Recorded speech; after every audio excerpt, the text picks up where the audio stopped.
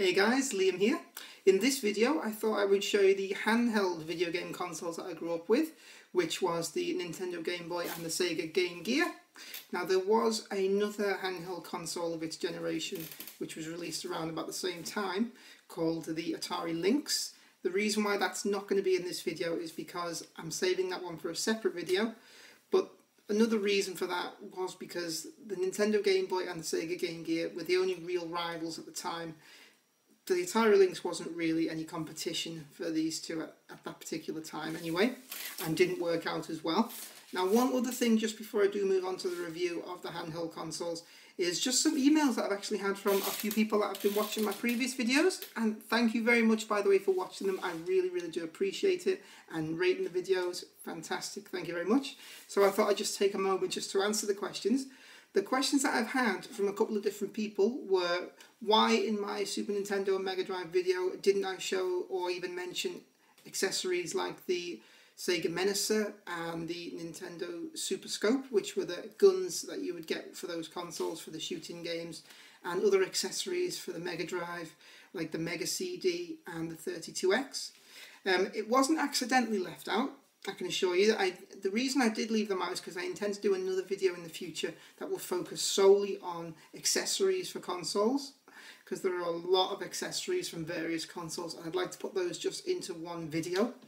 So that's the reason why they've been left out, but thank you for the questions anyway, and I hope you like the video on the accessories when I do make it. So here we go then, cracking on with the Game Boy and Game Gear. Hope you enjoy it. Okay guys, this is the Nintendo Game Boy and the Sega Game Gear. These were both released more or less at the same time. There was a slight difference in the releases. I mean, the Game Boy came out first in Japan and North America in 1989, and for most of the rest of the world in 1990, whereas the Game Gear only came out in Japan in 1990, North America in 91, along with Europe in 91, and finally in Australia in 1992. Also, the Game Boy did have a longer lifespan than the Game Gear. The Game Boy was only finally discontinued from general sale in 2003, whereas the Game Gear was discontinued from general sale in 1997. Now I am going to turn these on so you can see exactly what they look like playing the games as well. There was a dramatic difference in the graphics between the Game Boy and the Game Gear. It's only a green screen, sort of black and green graphics that are available on the Game Boy. It's nowhere near as good as the Game Gear. Now essentially the Game Gear was a Master System in a handheld console, a Sega Master System console in handheld form. So it was full on 8-bit, graphics were brilliant, I mean for a handheld console of its generation.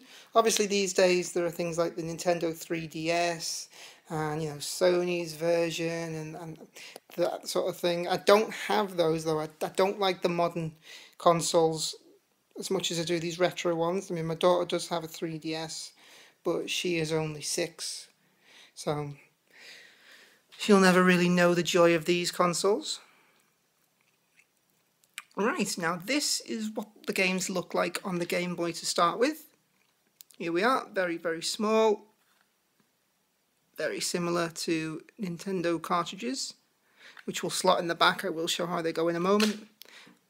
There is a game already in there. This one's Tetris, Double Dragon. I've got Super Mario already inside the Game Boy. Now, on a few games, I remember specifically on the Tetris game though, there was an accessory that you could get for the Game Boy, which I can't find at the moment, otherwise I would have put it in this video. It is upstairs somewhere, but I just can't find it with all my leads. But you could link two Game Boys together, and especially with Tetris that I remember, you could have two people playing Tetris at the same time. Those who know Tetris know how it works.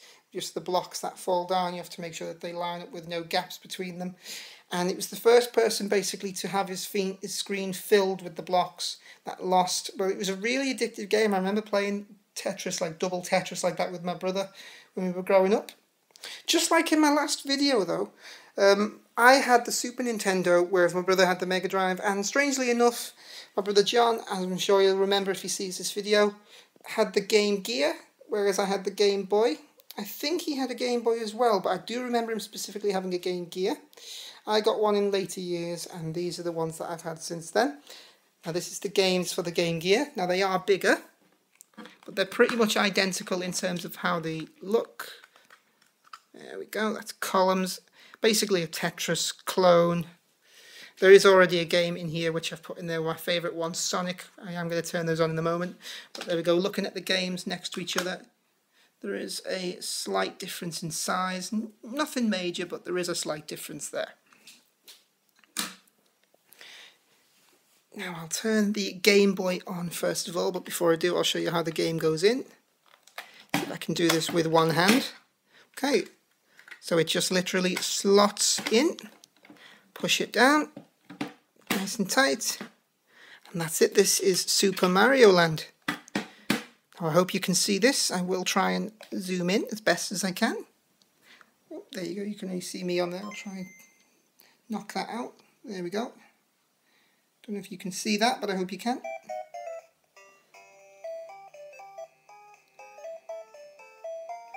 I'm just holding the controller down to make Mario move. Oh, and he died. So there we go, very basic green screen graphics.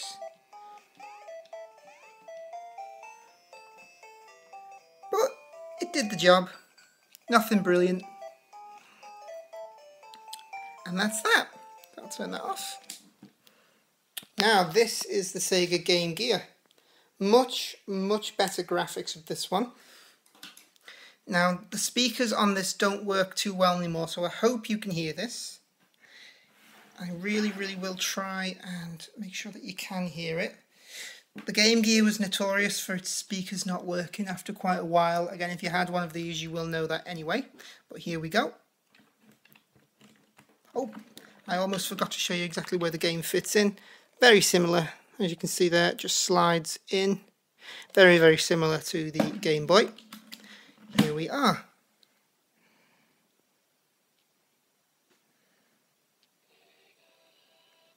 Did you hear that, Sega? Very low volume.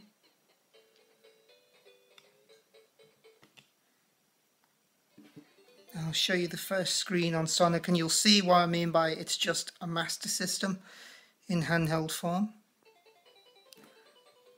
Let me get my hands on the controller, there we are. Can you see that? There we are. You've got to admit that is much better. Much better than the Mario.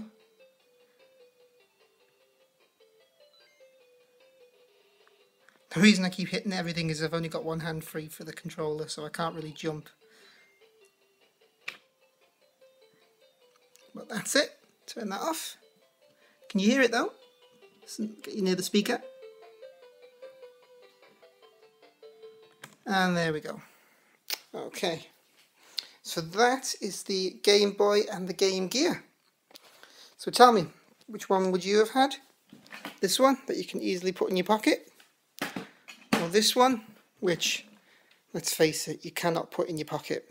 Well, if you want better graphics, you would have to go for this one. Or being able to take it with you everywhere you go, this one. I do remember nearly everyone I know having this though, so I can see why it must have sold more than this one did. But there are some people who prefer the Game Gear anyway. I'm not going to argue either way. They are both brilliant. And in my opinion, although most people will disregard this as valid, but in my opinion they're still better than things like the Nintendo 3DS and the other handheld consoles that are out to this day. These are classics. These are going nowhere. And I hope you enjoyed the video. And that's the end of it. Very quick overview of those two handhelds, just to show you them and a couple of the games. And again, yes, I know there were accessories for those who don't, just so you don't have to ask in the future. There are accessories available for these as well, including a well-known one for the Game Gear that allows you to turn it into a television, which wouldn't work now because of the analog signal over here in Great Britain. I don't know how that works over in North America or whether that item was released there, but you could turn this into a television. But now we go on a digital signal, so even if my accessory was working, which it's not anymore sadly, but even if it was, it wouldn't work anyway for that reason. So those accessories will also be featured in that future video I mentioned earlier. Now I hope you enjoyed this video. If you do, obviously please rate the video, give us a comment, but thank you very much for watching. Hope you'll enjoy the next ones that come out. Take care now. Bye.